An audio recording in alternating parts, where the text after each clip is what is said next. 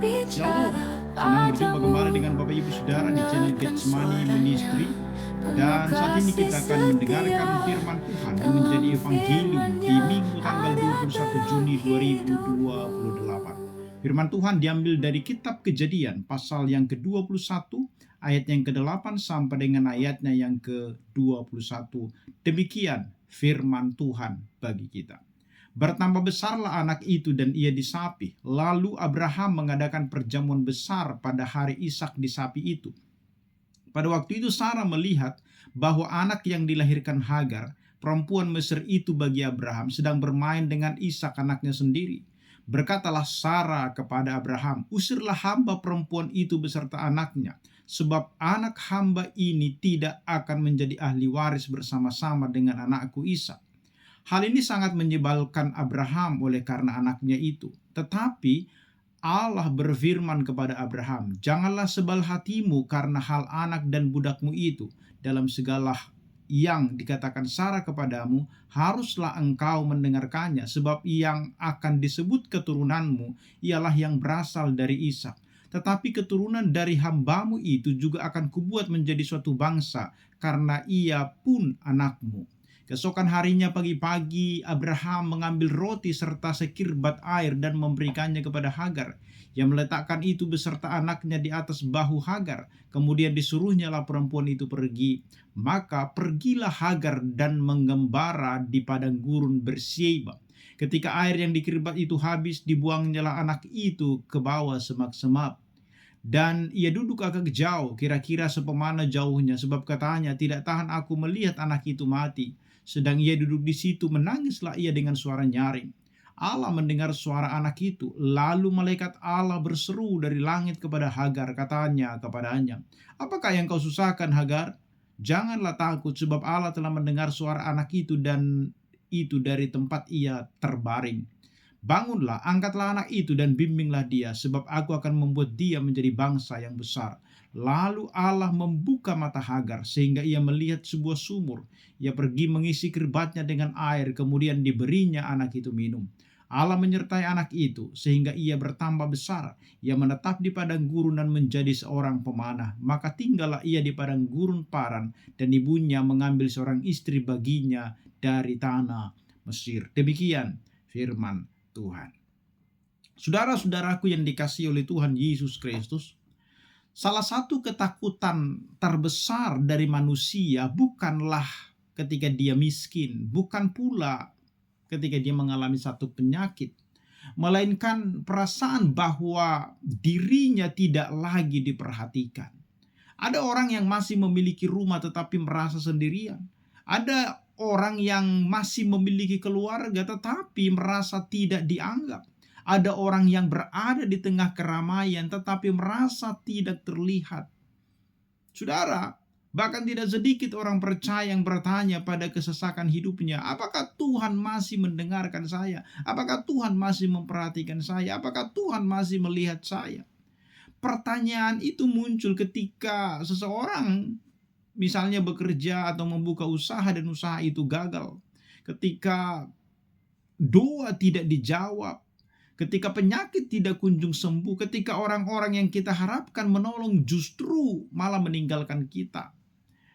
Saudara, jika Anda mengalami kondisi yang demikian, maka Kejadian pasal 2 ayat 8 sampai 21 adalah firman yang sangat penting untuk kita pahami dan kita dengarkan.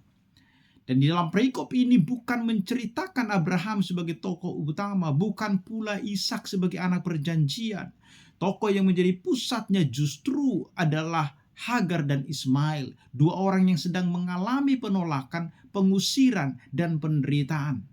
Tetapi lewat kisah ini sesungguhnya kita akan menemukan satu kebenaran yang begitu luar biasa, yaitu Allah yang memilih Ishak adalah Allah yang juga melihat Hagar.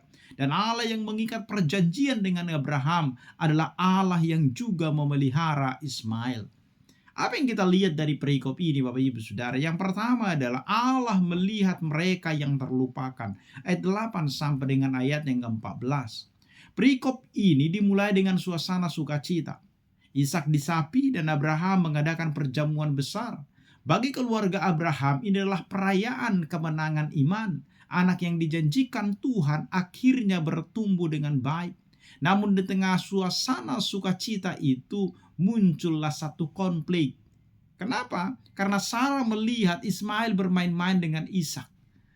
Apapun bentuk tindakan Ismail saat itu, Sarah menganggapnya sebagai ancaman terhadap masa depan Ishak. Maka Sarah berkata kepada Abraham, "Usirlah hamba itu beserta anaknya." Perhatikan saudara, kalimat itu sangat keras. Dia tidak menyebutkan nama lagi, Hagar, Ismail. Namanya tidak disebut lagi. Mereka hanya disebut hamba itu dan anaknya. Saudara, ketika kebencian menguasai hati, manusia sering kehilangan kemampuan untuk melihat sesamanya sebagai pribadi yang berharga. Yang terjadi kemudian Abraham disebutkan hatinya sebel atau berduka cita, sesungguhnya lebih tepatnya. Ismail adalah anaknya, ia begitu mengasihinya. Tetapi kita perhatikan Tuhan mengizinkan perpisahan itu terjadi. Maka keesokan harinya Hagar dan Ismail berangkat ke padang gurun Berseba. Kalau kita bisa membayangkan suasana itu, apa yang dialami oleh Hagar dan Ismail, mereka tidak punya rumah, mereka tidak punya perlindungan, tidak ada kepastian, mereka berjalan meninggalkan tempat yang selama bertahun-tahun menjadi rumah mereka. Kalau kita bisa merasakan itu secara manusia, sesungguhnya mereka adalah orang-orang yang terlupakan. Tetapi disinilah terjadi providensia Allah, pemeliharaan Allah yang terlihat. Sebelum mereka berangkat, Tuhan telah berkata kepada Abraham tentang anak dari hambamu itu, aku pun akan membuat suatu bangsa. Dengan kata lain, sebelum Hagar kehilangan masa depannya, sesungguhnya Allah sudah menyiapkan masa depannya. Saudara, kadang-kadang kita merasa hidup sedang berjalan tanpa arah. Kadang-kadang kita merasa tidak lagi diperhitungkan.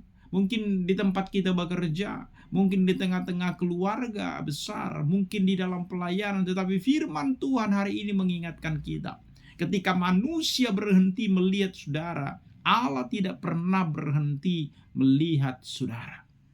Mata Tuhan tidak hanya tertuju kepada orang-orang besar, ia juga melihat mereka yang menangis dengan diam-diam.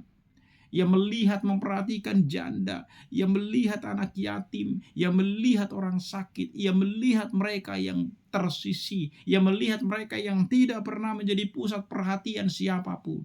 Allah melihat Hagar, dan dia juga melihat kita, melihat saya, dan melihat saudara. Itu yang pertama. Yang kedua, Allah mendengar mereka yang meratap. Ayat 15 sampai dengan ayat yang ke-18. Jadi perhatikan, perjalanan di padang gurun itu tidak berlangsung lama sebelum bencana datang. Air yang dibawa akhirnya habis. Di padang gurun, ketika air habis berarti itu sama dengan artinya harapan tidak ada lagi. Kenapa? Karena tidak ada sumber kehidupan, tidak ada pertolongan, dan hampir tidak ada jalan keluar. Jadi kemudian ketika Hagar melihat Ismail mulai melemah, sebagai seorang ibu, ia tidak sanggup melihat anaknya mati di depan matanya. Maka ia meletakkan Ismail di bawah semak-semak dan berjalan menjauh. Lalu dia menangis. Dan kalau kita lihat, ini adalah titik paling rendah di dalam hidup Hagar. Ia tidak punya apa-apa lagi. Tidak ada lagi kekuatan, tidak ada lagi solusi, artinya tidak ada lagi pengharapan sama sekali. Tetapi perhatikan, justru pada waktu itulah kemudian Tuhan bekerja. Kalau kita baca di ayat 17, Allah mendengar suara anak itu. Perhatikan baik-baik, teks tidak berkata bahwa Allah mendengarkan khotbah. Allah tidak disebutkan di sana bahwa Allah mendengarkan doa yang panjang. Tidak disebutkan di sana bahwa Allah mendengar liturgi yang indah, tetapi disebutkan Allah mendengar suara anak itu. Artinya ia mendengar tangisan, Allah mendengar ratapan, Allah mendengar suara penderitaan. Itulah penghiburan yang begitu besar bagi kita umat Tuhan. Kadang-kala di dalam penderitaan kita tidak sanggup berdoa dengan kata-kata yang indah. Kadang-kala yang keluar hanyalah air mata. Kadang-kala yang keluar hanya keluhan dari mulut kita. Kadang-kala yang keluar hanyalah sebuah seruan, Tuhan tolong aku. Tetapi firman Tuhan berkata hari ini, Allah mendengar. Tidak ada doa yang terlalu lemah bagi telinga Tuhan. Tidak ada tangisan yang terlalu kecil bagi perhatian Tuhan. Dan tidak ada penderitaan yang terlalu jauh dari jangkauan Tuhan. Kemudian perhatikan di sana, malaikat Allah berkata, "Apa yang engkau susahkan, Hagar? Jangan takut." Kalimat itu begitu indah. Di tengah ketakutan manusia, Tuhan datang dengan penghiburan. Di tengah keputusasaan manusia, Tuhan datang dengan pengharapan. Dan karena itu, ketika saudara berada di dalam padang gurun kehidupan, ingatlah satu hal. Tuhan tidak hanya melihat saudara dari jauh, tetapi Tuhan juga mendengar suaramu. Itu yang kedua. Yang ketiga, Bapak Ibu Saudara, Allah menyediakan bagi mereka yang kehabisan jalan. Ayat 19 sampai dengan ayat yang ke-21.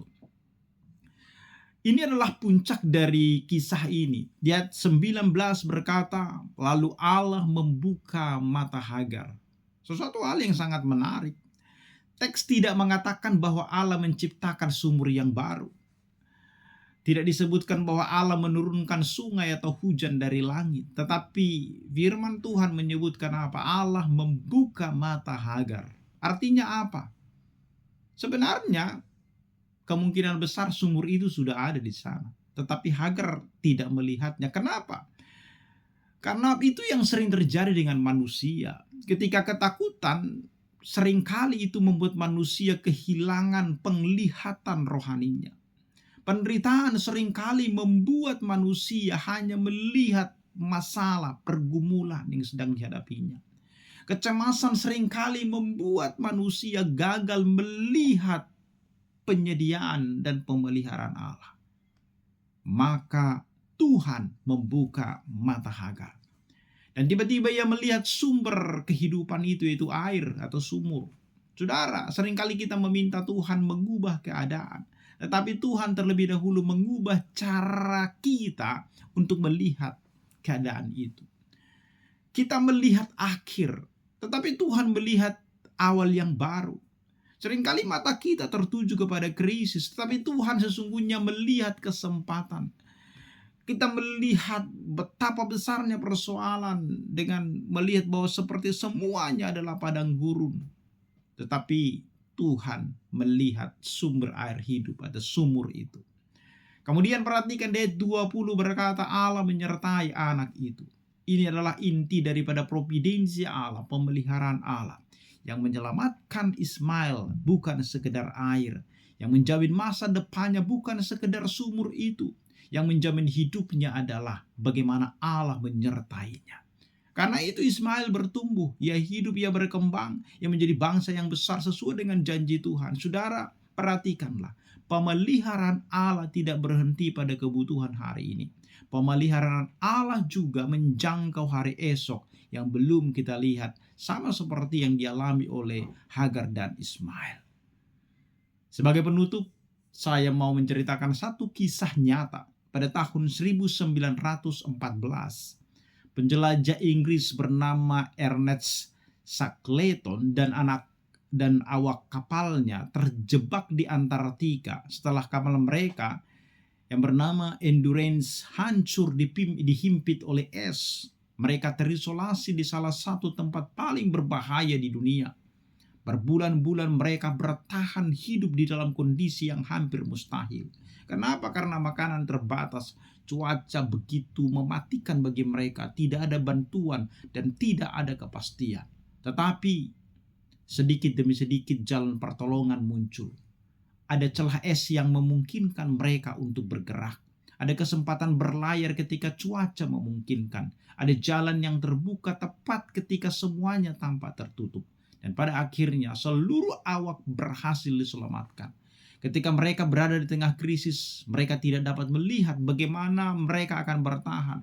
Tetapi setelah semuanya berlalu, mereka akhirnya sadar bahwa selalu ada jalan yang tersedia pada saat yang tepat. Bukankah demikian yang terjadi pada Hagar? Ketika air habis, ia hanya melihat kematian. Tetapi Allah memperlihatkan sumur kepada dia. Ketika harapan habis, Hagar hanya melihat akhir, tetapi Allah menunjukkan masa depan. Hari ini mungkin ada di antara kita yang sedang berjalan di padang gurun kehidupan. Mungkin padang gurun persoalan ekonomi, persoalan kesehatan yang terganggu, padang gurun keluarga, padang gurun pelayanan. Dan firman Tuhan hari ini berkata kepada kita, Allah melihat ketika manusia mungkin mengabaikan kita.